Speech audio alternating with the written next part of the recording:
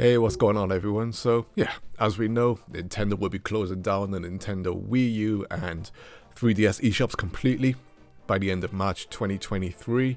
Although, before that, there are many variant dates which will effectively stop you from being able to add more funds to your account, anyway. So, you either buy a crap ton of games now, add a ton of coinage to your account, or just forget about any last minute purchases because you will be cut off as a consumer to buying these things anyway. But what I want to talk about most here, and as quickly as possible, is the title of this video. That's right. Soon you will no longer be able to buy, as an example, Super Mario Bros. on the NES, the original NES from Nintendo, in digital form. In fact, you won't be able to buy The Legend of Zelda either, or Metroid, or Super Mario World, or Earthbound, or Wave Race 64, or the original Advance Wars, or virtually anything that Nintendo has ever made available in digital form in terms of their classic libraries. Do you want to know why? Because the Nintendo Wii U and 3DS eShops were that last place you could mostly do this. The Nintendo Switch, in terms of Nintendo Classic preservation, is now mostly linked to the Nintendo Switch Online service, a place where we effectively rent our Nintendo Classic games for a subscription fee. Personally, I find this to be, absolutely mind-boggling. I understand it from a Nintendo point of view. I really do. They want anyone and everyone to subscribe to this service where they are in full control of the content that is consumed. Perhaps I'm crazy, taking crazy pills here. But surely Nintendo still wants you to buy their games, right? Whether it's physical or digital. Are they that worried that so many people won't subscribe to their subscription service because they'd instead prefer to just buy the few select games they desire in digital form? But at the same time, surely Nintendo also made that less likely when they tied Nintendo Online, actually playing online games, to the subscription service. At the end of the day, we live in the online era, and people want to play games online, right? So most people are going to subscribe to the service anyway just to play their Nintendo Switch games online. But I still can't wrap my head around this. The fact that Nintendo seemingly don't want to sell you the original Super Mario Bros. By itself, as a digital download, or mostly any other classic NES or SNES, N64, GameCube, or Wii game. And I won't include the Wii U because they've pretty much ported every first-party game to the Nintendo Switch. But this perhaps stresses the point.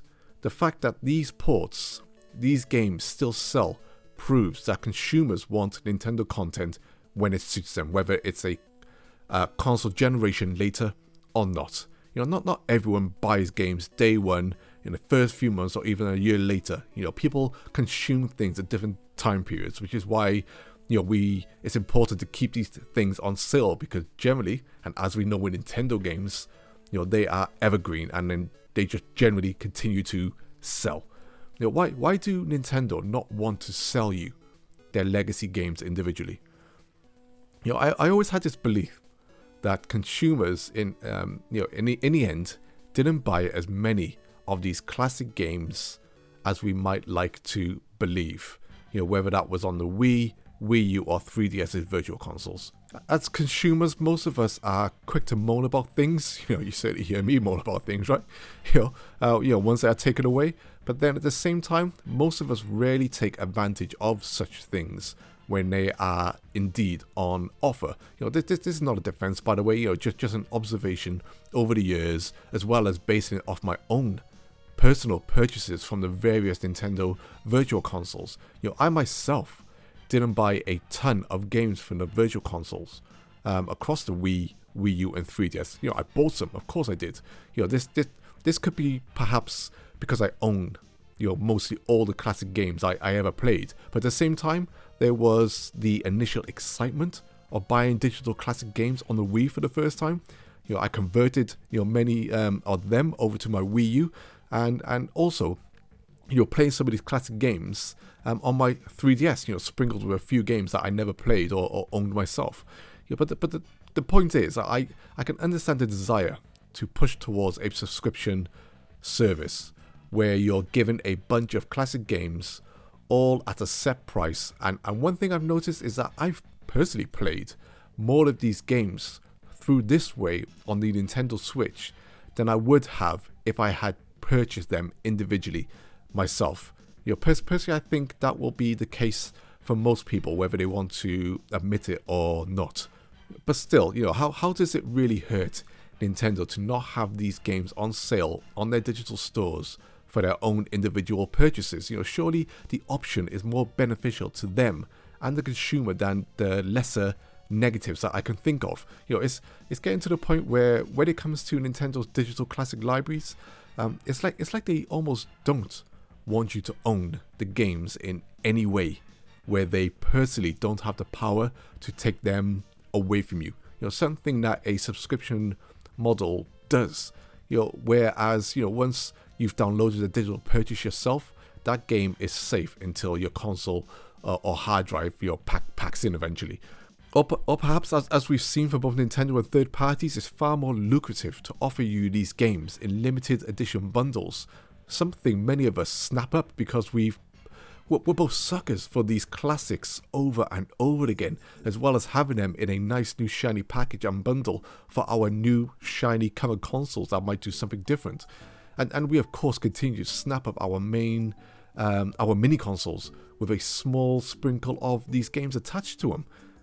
I've got mini consoles. I done a video before where I said you can now only buy Mario 64 on a modern Nintendo system for £50. Due to it only being available for purchase in the Super Mario Anniversary Bundle 3D Classic set, with Super Mario 64, Mario Sunshine, and Super Mario Galaxy. And just look at how many units that sold when Nintendo said it would be a limited run. The amount of people who ran out and snapped up that game and even bought doubles and triples because obviously the resale value, because hey, Nintendo limited edition, right, was going to be insane. But currently right now there's more out there than I think people realize that they would be. I think Nintendo do want to preserve their games. Of course they do. Why wouldn't they? At the end of the day, they're sitting on these files, on these games that they own, that they created, that they built. I personally can't jump on that particular train. At least with Nintendo. But what I do believe is that they want to be in full control of when, where, and how we consume these titles. Which, as a classic gamer who champions physical media, this is the horror story of the digital age for me, where as consumers, control is taken away from us, but somehow we still continue to let it happen. I'm in no way shocked that these Eshops are closing down. I'm surprised that the Wii U and 3DS systems are still online in some shape or form. Nintendo must still be seeing some online traffic to justify this. At least up till now, probably all those people still playing Just Dance or the original Splatoon. Hell, it might be all these Wii U and 3DS haters, original haters now buying up a crazy amount of digital classic games from the eShops. Not for themselves, of course, but most likely to just have a system full of these now purchasable games, which they could sell, for a ton on eBay, as the systems, compiled with all these classic Nintendo and other system games downloaded onto it. So perhaps I'm hating it all now, but still, other people genuinely want to go back and just grab some of these games because they can't officially get them from anywhere else. And that's completely understandable, because Nintendo are like this. They make it absolute hell for you to be able to just easily purchase their classic games. But here we are, people. In a moment of time where Nintendo has virtually no way for us to actually buy their classic games in digital form, and it's just truly mind-boggling. But at the same time, like I said, expected, given the direction the Switch has currently gone in regards to its online games and its new online Switch service where they offer the NES, SNES, and Mega Drive and N64 games.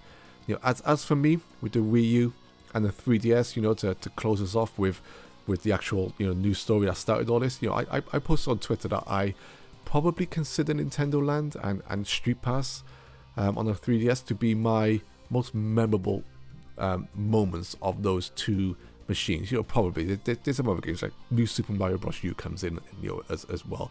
Just those early games. It's not that I consider them the best games on the system, my personal favorite games on the system. But in terms of that initial wow factor when I first turned my Wii U on and saw the Mii Plaza and then Nintendo Land filling up with these people's Miis, etc. As you connected online, it truly felt like this would be the future of Nintendo. A Nintendo Land where you meet all your friends online in these theme park like settings, then decide on what games you like to play. Maybe you can play Pikmin 3 online, which it wasn't online, by the way. Maybe you can play Pikmin 3 online with your friends, and you can all run through the Pikmin door, and boot up your Pikmin 3. Whereas that Nintendo Land would have replaced, would have been that system feature that would have replaced Wara Plaza. Nintendo Land would have been that home system feature, that home hub. How amazing would that have been? Unfortunately, Nintendo Land's biggest error was not actually being online in its truest multiplayer sense. Something which can still plague Nintendo even to this day when it comes to some of their games not having the online you'd expect. But Nintendo Land with local multiplayer, just genius, absolutely genius. Whether it's the Luigi's Mansion house place or Mario Chaser stuff, just so good. As for Street Pass, I soaked that thing up nearly every day. Took my 3DS with me, got crazy excited when when I'd see that those green and orange lights and stuff, flash up on your console, knowing you'd pass someone else with a 3DS. I completed nearly every puzzle. I took my 3DS to Zelda orchestras I went to see and listen to in London. Other people would have had their consoles. Their 3DS with them, and we'd all get each other's Miis and complete our puzzles, get our purple puzzle pieces that we've been trying to get for forever. I bought the extra DLC and I loved all those games. Hell, I even loved just watering my flowers in those extra downloadable games. But like many Nintendo greats, Street Pass never left the 3DS. A truly revolutionary feature, which for me highlighted the best that system could offer in terms of most of its unique features. Exciting, unique features, much like Nintendo Land. But ultimately, in seemingly typical Nintendo fashion, these ideas are either dropped or forgotten, or put into a vault somewhere, which you won't see them for like 20 years or something. Relics of the past. Perhaps much like being able to now not being able to buy classic Nintendo games in digital form, for the most part. But anyway, I'm done here. I just wanted to get these raw thoughts out whilst I could, and they were on my mind in this mindset. Sometimes it's good to come in just raw and just go with what's really on your brain. Just let it roll off. But let me know your thoughts on the eShops closing, or hell, let's just talk about how great the Wii U and Nintendo 3DS were, because that's always more fun to do, right? Take care all, and peace.